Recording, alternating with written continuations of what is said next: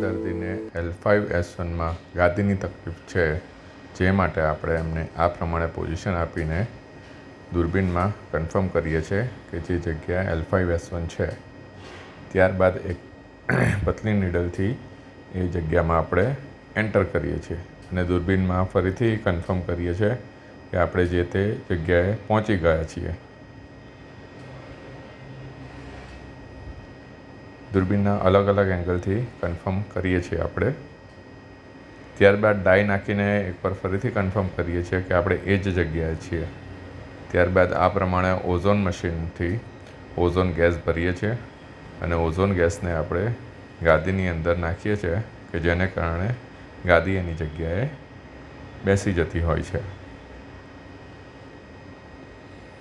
અને આ પ્રક્રિયા ફરીથી આપણે ટીવીમાં જોઈને કન્ફર્મ કરતા હોઈએ છીએ કે આપણે જે પ્રોસેસ કરી એ એકદમ પરફેક્ટ ગઈ છે કે નથી ગઈ. અને આ પ્રમાણે પ્રક્રિયા પૂરી થાય છે.